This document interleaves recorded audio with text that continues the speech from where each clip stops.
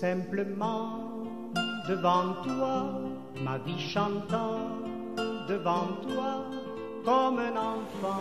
La grâce de Jésus notre Seigneur, l'amour de Dieu le Père et la communion de l'Esprit Saint soient toujours avec vous. Nous sommes arrivés au 25e dimanche du temps ordinaire en ce 23 septembre.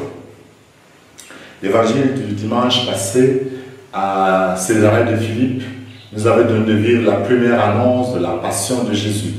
Aujourd'hui, c'est la deuxième annonce de la passion qui est accompagnée de la lecture, dans la première lecture du livre de la Genèse et de la sagesse au chapitre 2.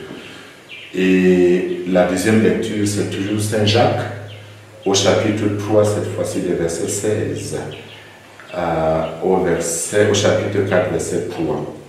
Si l'annonce de la passion la première fois avait choqué Saint Pierre, la deuxième annonce les déconcerte davantage.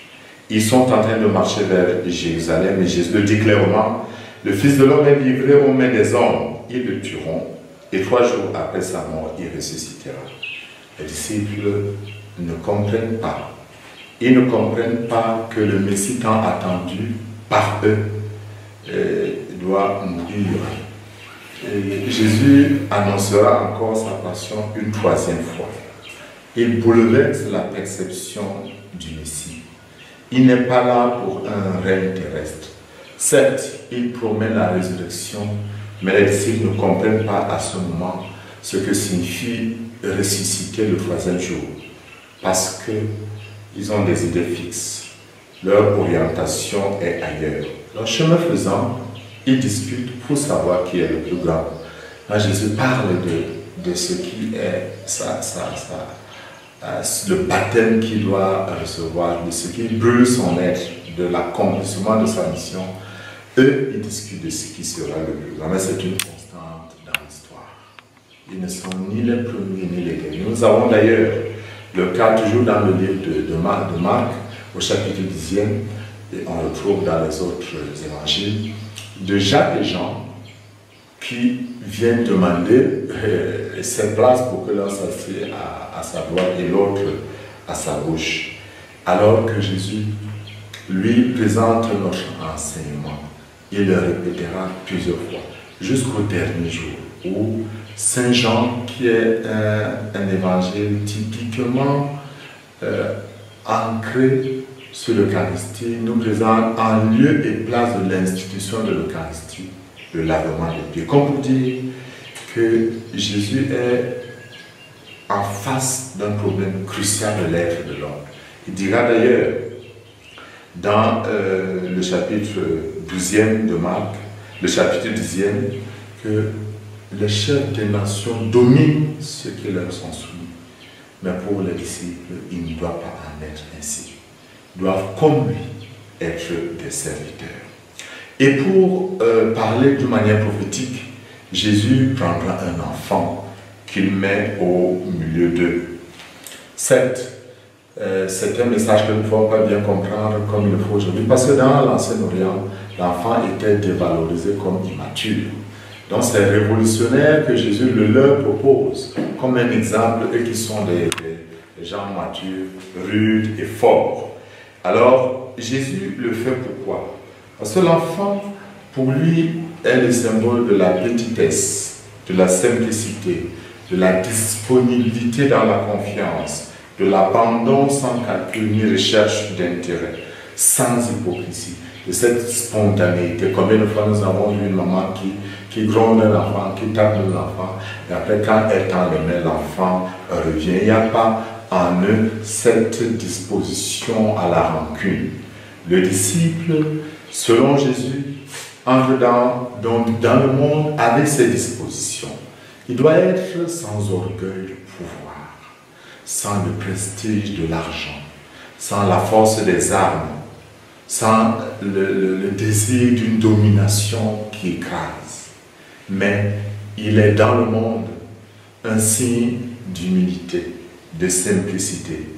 C'est l'attitude du serviteur, habité par l'amour et l'espérance. La deuxième lecture nous donne quelques flashs.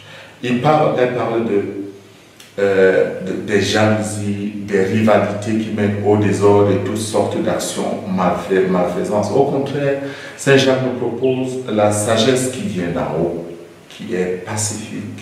Et c'est comme ça que le chrétien doit être dans le monde, bienveillant, conciliant, plein de miséricorde et fécond en bons fruits, sans parti pris, sans hypocrisie. C'est dans la paix qu'il sème la justice. C'est dans la paix et dans la simplicité qu'il travaille. Il est sans convoitise. Voilà pourquoi dans sa prière, il obtient. Et Saint Jacques nous donne une leçon merveilleuse. Il dit, vous êtes plein de convoitise, vous n'obtenez rien, alors vous tuez. Vous êtes jaloux et vous n'arrivez pas à vos fins, alors vous entrez en conflit et vous faites la guerre. Vous n'obtenez rien parce que vous ne demandez pas. Et vous demandez, mais vous ne recevez rien. En effet, vos demandes sont mauvaises, puisque c'est pour dépenser à vos plaisirs.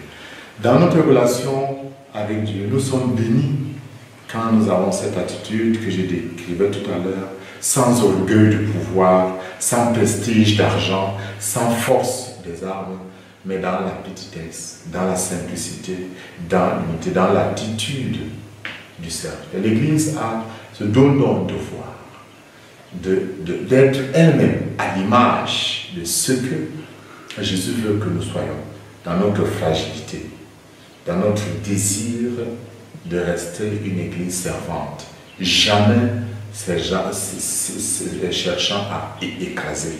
Mais l'Église doit aussi tout mettre en œuvre, n'est-ce pas, pour avoir une attention spéciale vers les enfants et vers tous ceux qui sont fragiles, vers tous ceux qui sont dépourvus.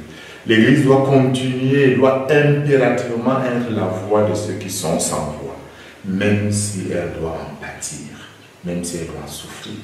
C'est un appel fervent à nous tous, responsables d'Église et à chacun de nos chrétiens, à être témoins de la vérité, à être serviteurs au milieu de ce monde, à lutter contre le pouvoir de l'argent, contre l'orgueil, contre la force des armes, à témoigner vivement pour ce qui conduit à la paix, à la justice et à la réconciliation. Que la puissance de Dieu règne en ce jour dans nos cœurs, dans nos familles, dans nos villes, dans notre pays, et nous apporter la surabondance dont de paix. Que cette paix commence dans nos cœurs en ce jour et que Dieu vous bénisse, au nom du Père, du Fils et du Saint-Esprit. Amen.